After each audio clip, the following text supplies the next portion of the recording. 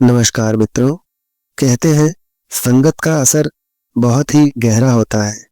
जैसी संगत में आप रहेंगे वैसे ही आपके गुण, आपका चरित्र वैसा ही बन जाता है। यदि आप अच्छी संगति में रहेंगे तो आप अच्छे इंसान बनेंगे, और यदि आप गलत संगत में रहेंगे तो आप भी एक दुष्ट व्यक्ति बनकर निकलेंगे। अपनी भलाई चाहने वाले लोगों को इन कुछ लोगों के साथ दूरी बनाकर रखनी चाहिए। मित्रों, एक कहावत है कि सूखी लकड़ी के साथ मिलने पर गीली लकड़ी भी जलने लग जाती है।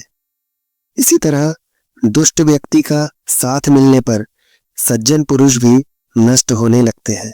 तो मित्रों, किस प्रकार के लोगों से हमें दूरी बनाकर रखनी चाहिए, इस वीडियो के माध्यम से, एक कहानी के माध्यम से हम आपको बताएंगे।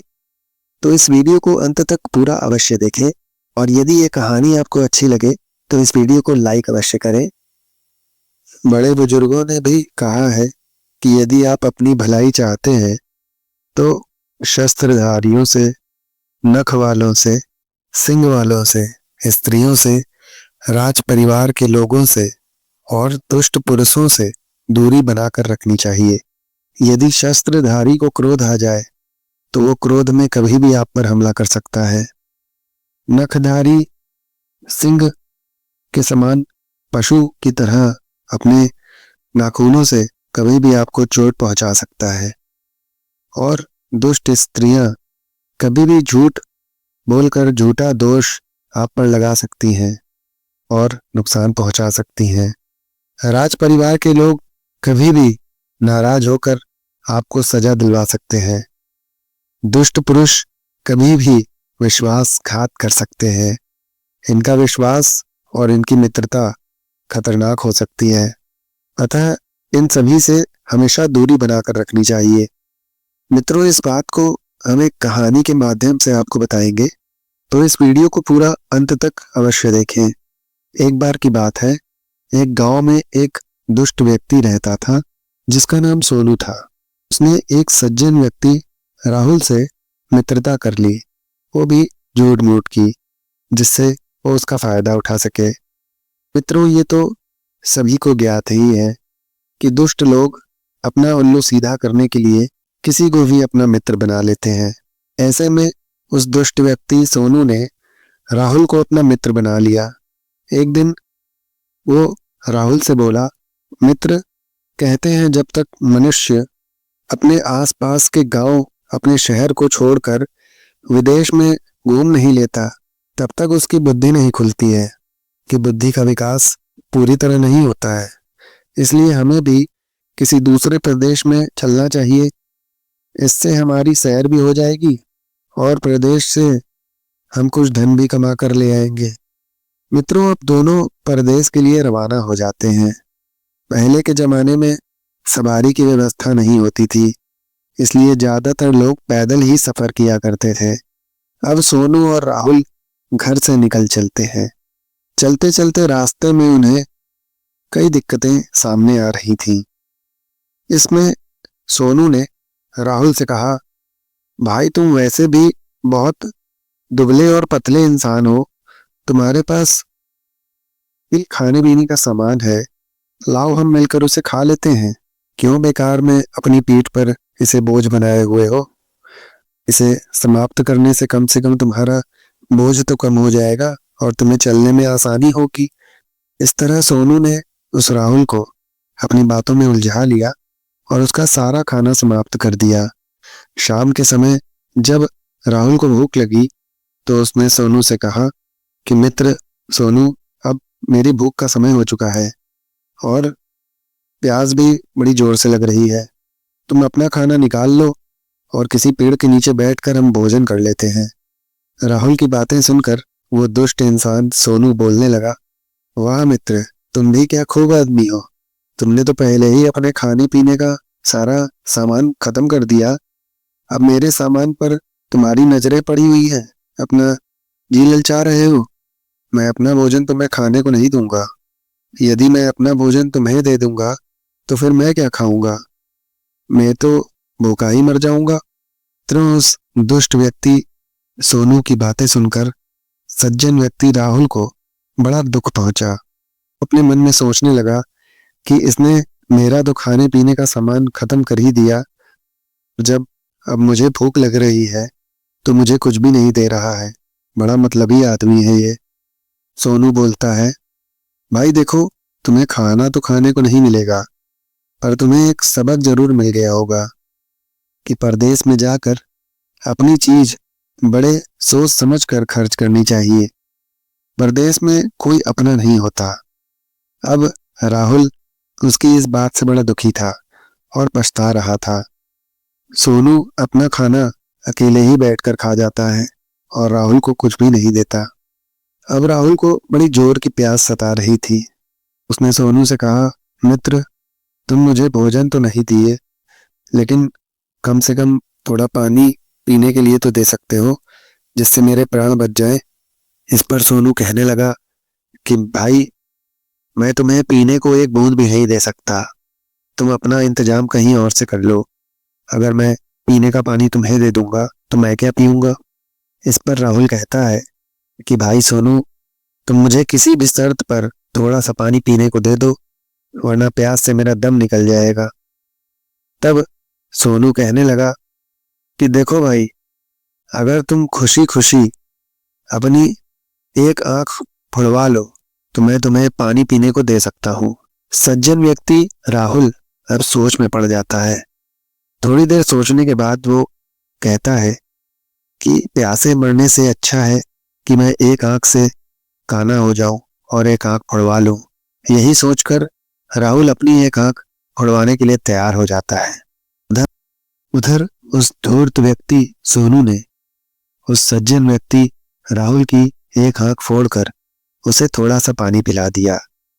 उस दुष्ट ने राहुल को पेट भर के भी पानी नहीं पीने दिया और बोला, देख भाई, यदि तू पेट भर के पानी पीना चाहता है तो तुझे अपनी दूसरी आंख भी फोड़वानी होगी। मित्रों, उस सज्जन व्यक्ति राहुल को बड़ा दर्द हो रहा था, वो बड़ा मजबूर था और मजबूरी में उसने पानी पीने की खातिर अपनी दूसरी आंख भी फुड़वा ली। अब वो बेचारा दोनों आंखों से अंधा हो गया। अब उस दुष्ट व्यक्ति सोनू ने उसे पानी तो नहीं पिलाया, उल्टा उसके अंधे होने का फायदा उठाकर उसे और बेवकूफ बनाने की सोची और उसके पास जो भी था वो सब कुछ उससे छीन लिया। और वहीं पर एक कुआं था, उसे उस पुराने कुएं में ढकेल कर गिरा दिया और खुद वहां से आगे के लिए अपनी यात्रा शुरू कर देता है। मित्रों, जब राहुल उस कुएं में गिरा तो इत्तेफाक से उस कुएं में नीचे थोड़ा जल था और उस जल के ऊपर वृक्ष की जड़ें फैली हुई थी और राहुल उन जड़ों के ऊपर जाकर रुक गया। उसे थोड़ी चोट तो आई, पर उसने पेट भर के पहले वहां पानी पी लिया। उसके बाद उस पेड़ की जड़ों को पकड़कर एक ओर उठकर बैठ गया और सोचने लगता है कि अब तो इस कुएं में ही पड़े पड़े मैं मर जाऊंगा। एक तो मैं अंधा हो गया हूं और मुझे यहां से कौन निकालेगा। वहां पड़े पड़े वो यही सब बातें सोच रहा था। मित्रों, कहते हैं कि अच्छे लोगों की मदद भगवान हमेशा करते हैं। जब वहां रात हो जाती है तो उस कुएं के पास उस वृक्ष पर कुछ ऐसे पक्षी आकर बैठते हैं जो मनुष्यों की तरह बात कर सकते हैं। उनमें से एक पक्षी बोलता है, अरे मित्र, कोई ऐसी बात कहो जिससे आज रात हमारी आसानी से कट जाए। तब दूसरा पक्षी बोलता है, क्या बताऊं भाई, आज एक दोस्त ने एक सज्जन व्यक्ति को, जो उसका मित्र था, इसी कुएं में ढकेल दिया है।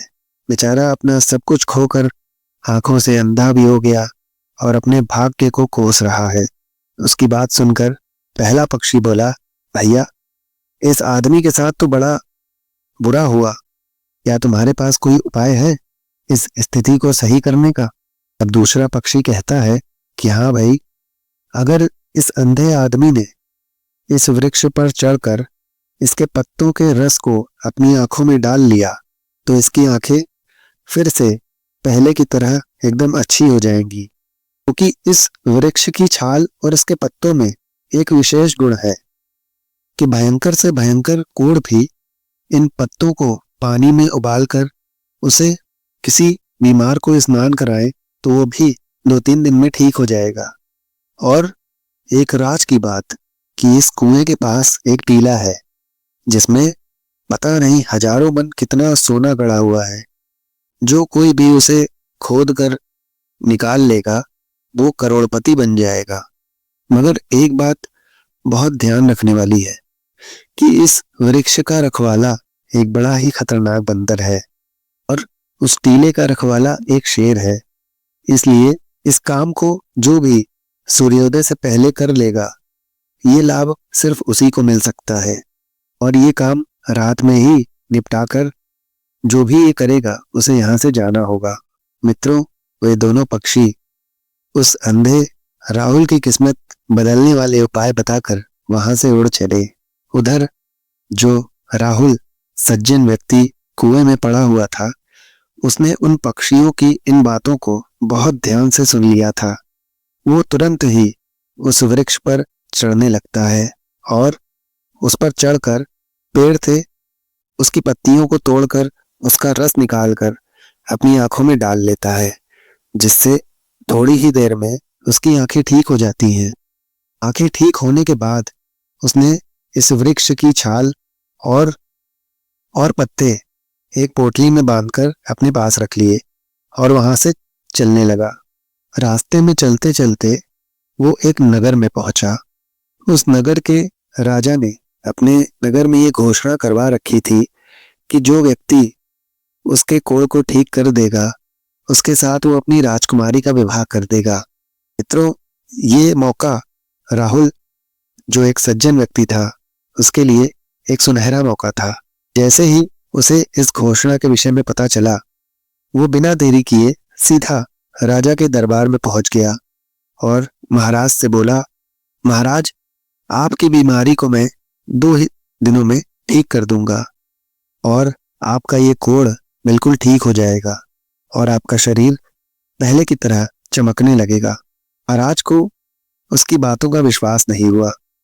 उन्होंने कहा, यदि तुम ऐसा करने में सफल रहे तो मैं खुशी खुशी तुम्हें अपना दामाद बना लूंगा और साथ में अपने राज्य का आधा मालिक भी तुम्हें बनाऊंगा।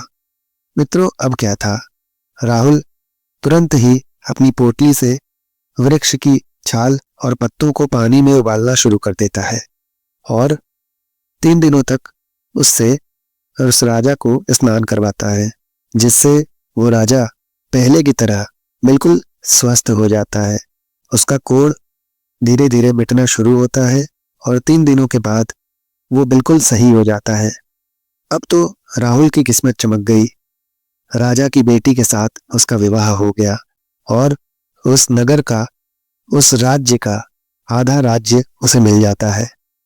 इससे कुछ समय बाद ही राहुल का जो दुष्ट मित्र था सोनू, वो अपना सारा धन जुए में हार जाता है और इसी नगर में आकर घूम रहा होता है कि अचानक राहुल जो हाथी पर बैठकर बाजार में घूम रहा था, अचानक दोनों की दृष्टियां मिल जाती हैं।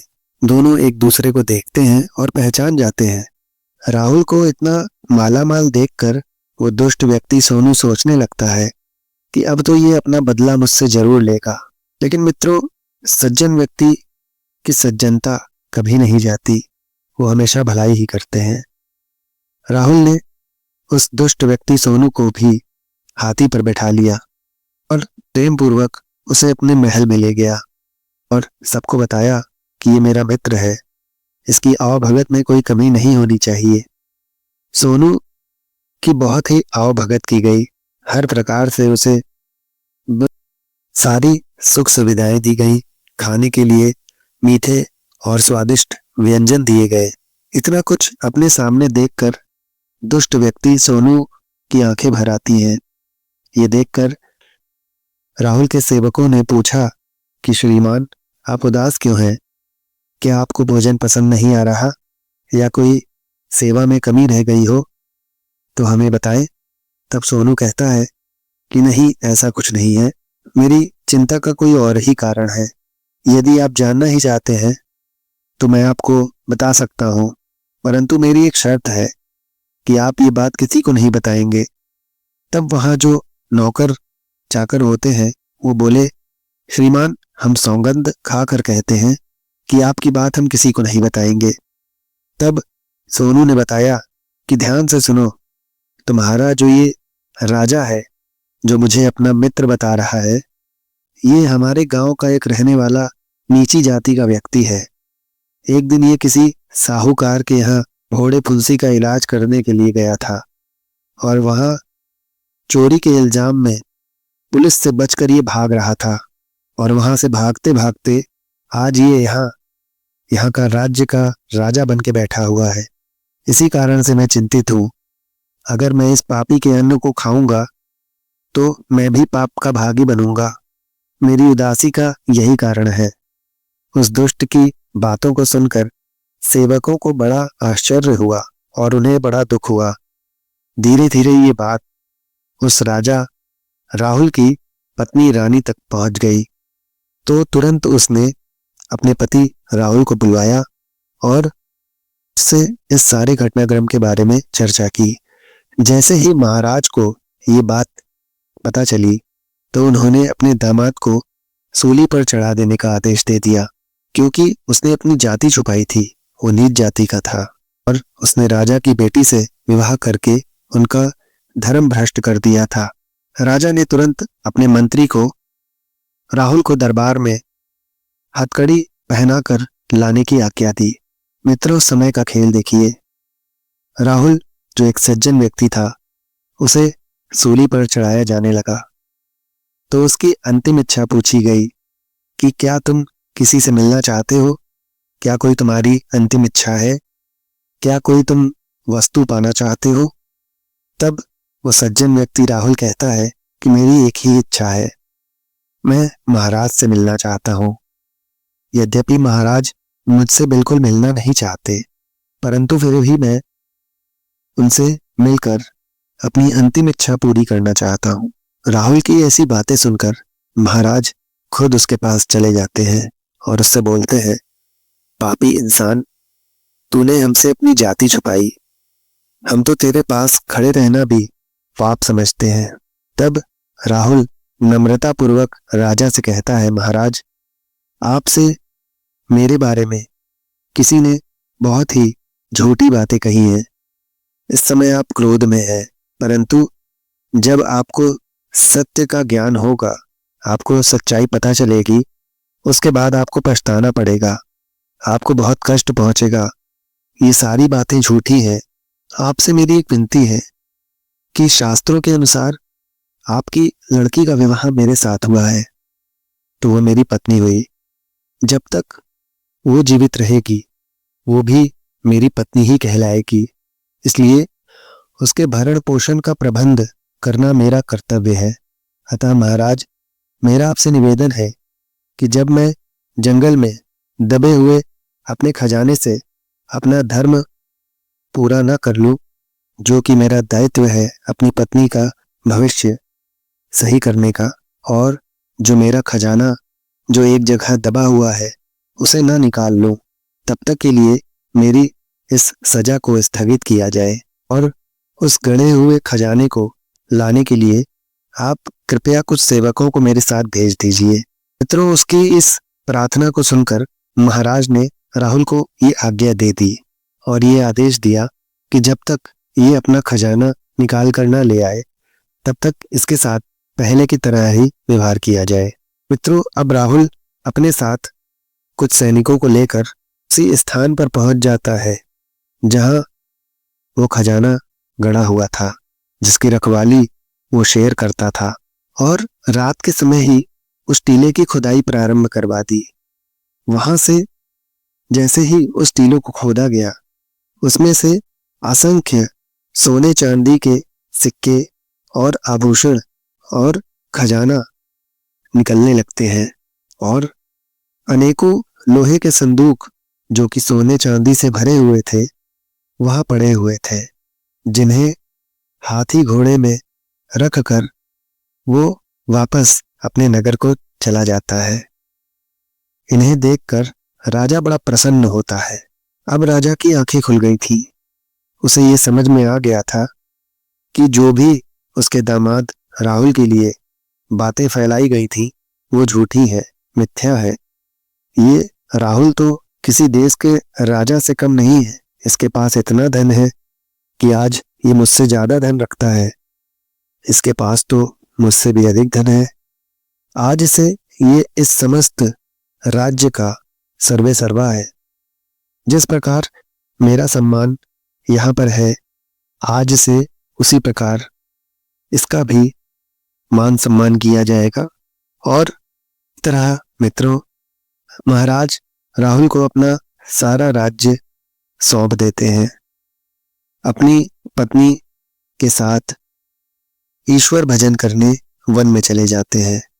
मित्रों, अब राहुल अपनी पत्नी के साथ आनंद पूर्वक जीवन व्यतीत करने लगा और कुछ ही दिनों के बाद उसका जो दुष्ट मित्र था, जिसने अफवाह फैलाकर राहुल को मुसीबत में डाल दिया था, वो फिर उसी नगर में आ जाता है। अब तो सोनू की दशा पहले से भी ज्यादा भयानक थी। वो केवल एक अंगोछा पहनकर ही पूरे नगर में घूम रहा था और भयंकर कोढ़ से पीड़ित था। तो समय का खेल देखिए। कहते हैं कि जो जैसा करता है वैसा ही पाता है। अगर आप अच्छा करेंगे तो आप भी अच्छा पाएंगे। यदि आप दूसरे के लिए गड्ढा खोदेंगे तो हो सकता है आप स्वयं उस गड्ढे में गिर जाए। दुष्ट व्यक्ति सोनू के साथ भी कुछ ऐसा ही हो रहा था। जैसे ही राहुल ने उस दुष्ट मित्र को देखा तो उसकी आंखों में आंसू आ गए। वो उदास होकर बोलने लगा, अरे मित्र सोनू, तुम्हारी ये दशा कैसे हुई? तब सोनू ने राहुल को बताया, क्या बताऊं मित्र, ये सब मेरे कर्मों का ही परिणाम है। मैंने जो गलत कर्म किए ये उनका ही परिणाम है। मैंने तुम्हारे साथ बहुत खराब चीजें की जो मुझे नहीं करनी चाहिए थी। तुम्हें कई बार धोखा दिया, मगर तुम तो धन्य हो। तुम बहुत ही पुण्यात्मा हो। तुमने हर बार मेरी भलाई ही की, मुझे कभी भी नुकसान नहीं पहुंचाया। तुम्हारे जैसा इंसान मिलना बड़ा ही मुश्किल है। तुम मेरे परम मित्र हो राहुल, कृपा करके मुझे क्षमा कर दो। इस समय मैं इस भयानक रोग से पीड़ित हूं।